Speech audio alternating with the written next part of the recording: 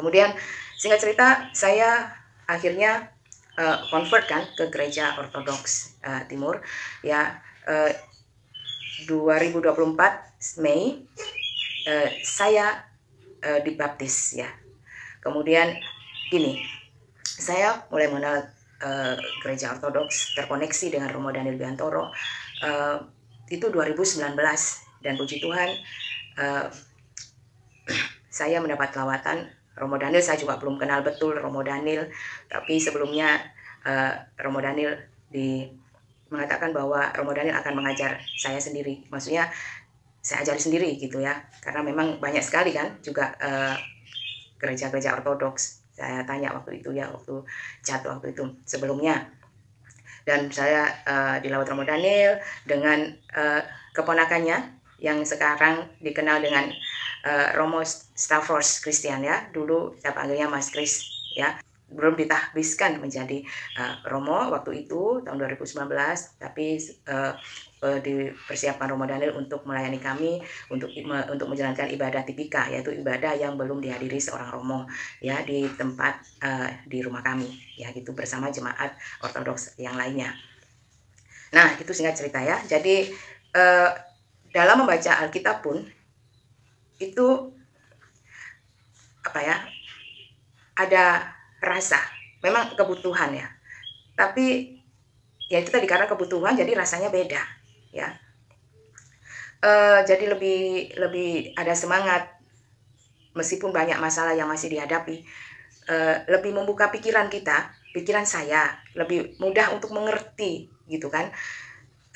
Jadinya saya merasa mendapat pencerahan, mendapat kelepasan, kayak orang setelah diikat-ikat gitu ya, kayak orang setelah dipukuli gitu kan ya, itu mendapat kayak ringan gitu ya, ringan di jiwa, itu ringan di tubuh juga, itu pengaruh juga ya.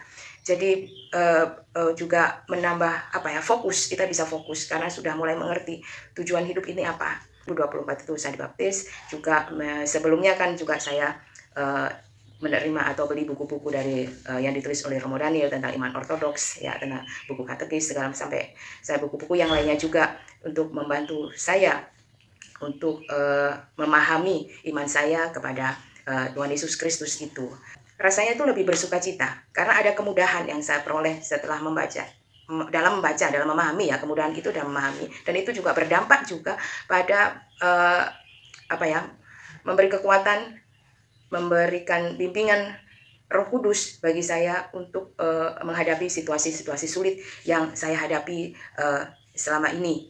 Jadi memang puji Tuhan, sebaiknya ya, dan seharusnya kita mendapat bimbingan dari Bapak Rohani di gereja yang tepat, yang memberikan pengajaran dan pengenalan tentang Tuhan Yesus Kristus yang benar, tentang Bapa, Putra, dan Roh Kudus, dan ajaran-ajaran iman Kristen, sehingga kita tidak diombang-ambingkan oleh pengajaran-pengajaran yang tidak benar, meskipun itu mengatasnamakan Yesus Kristus, gereja yang mengajarkan Yesus Kristus.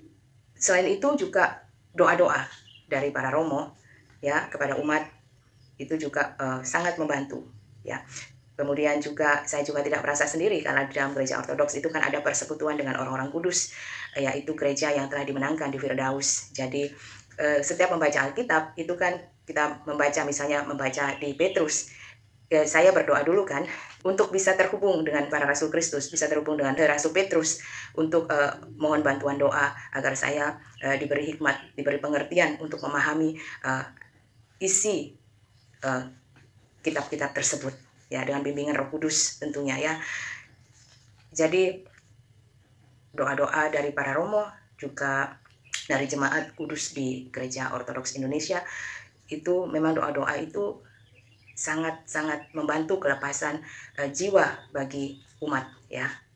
Kemudian, nah ini saya benar yang dikatakan dalam Injil Yohanes ini saudara, Yohanes 14 ayat 26 yang dikatakan oleh Tuhan Yesus Kristus ya. Saya bacakan, tetapi penghibur, yaitu Roh Kudus yang akan diutus oleh Bapa dalam namaku, dialah yang akan mengajarkan segala sesuatu kepadamu dan akan mengingatkan kamu akan semua yang telah kukatakan kepadamu. Puji Tuhan, benar adanya saya sudah merasakan membaca kitab suci tentang kita meskipun kita sudah mengenal nama Tuhan Yesus Kristus, mendengar nama Yesus Kristus itu siapa, kemudian ada orang-orang yang tidak percaya kepada Yesus Kristus, tidak percaya pada ajaran Kristen, bahkan berusaha mematahkan fundamental ajaran Kristen, berusaha menyelidiki isi kitab suci, itu pasti terjadi penolakan-penolakan. Karena memang kitab suci ini diilhami oleh Roh Kudus. Jadi dalam membacanya, kalau seseorang tidak menyatu atau tidak mengenal Yesus Kristus, tidak punya kerinduan memang untuk mengenal Yesus Kristus, itu memang tidak berdampak apapun Alkitab itu, hanya diselidiki sebagai ilmu pengetahuan ya, yang kemudian bisa dipatahkan gitu ya, yang sehingga jadi bahan buat mereka untuk melemahkan ajaran-ajaran yang di dalam Kristus ya. Tapi bagi umat yang percaya, yang sudah mengenal Tuhan Yesus Kristus, dibaptis, mengalami penyatuan dengan Bapa, Putra, dan Roh Kudus, itu kitab suci sangat memberikan dampak bagi umat percaya ya. Karena ayat-ayat itu hidup, karena diilhami oleh Roh Kudus, karena itu adalah ayat-ayat ilahi ya, yang memberikan dampak yang signifikan bagi jiwa yang membacanya. Saya sudah merasakan, saudara, bagaimana ayat-ayat ini mengubahkan pola pikir saya, memimpin saya pada hidup tujuan yang jelas, yaitu Tuhan, mengikuti jalan Tuhan yang lurus dan benar.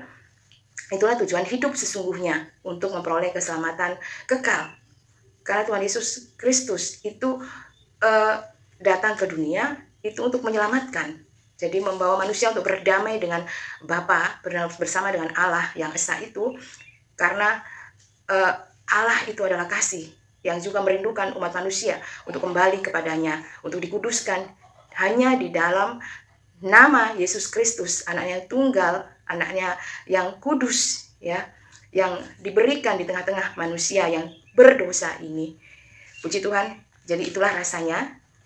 Anda bisa menyimpulkan sendiri gimana rasanya membaca Alkitab sewaktu saya masih jadi orang Islam, sewaktu saya belum dibaptis, setelah saya menemukan pengajaran di gereja yang benar, yaitu Gereja Ortodoks Timur, khususnya di Gereja Ortodoks Indonesia yang diajar oleh Romo Daniel Biantoro, yang kami muliakan, dan kami murid-murid dan anak-anak rohani Romo Daniel Biantoro sangat mengucapkan terima kasih karena Tuhan yang telah mengirim, mempertemukan kami dengan Romo Daniel yang sangat diurapi dengan karunia-karunia Roh Kudus, khususnya karunia pengajaran kepada umat Kristen, bukan hanya di Ortodoks, tetapi bagi semua umat Kristen di seluruh Indonesia.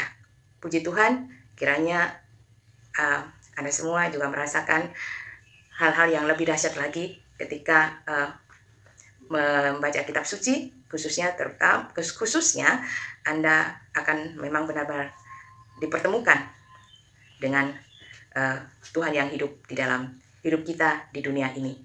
Puji Tuhan, Tuhan memberkati semua manusia.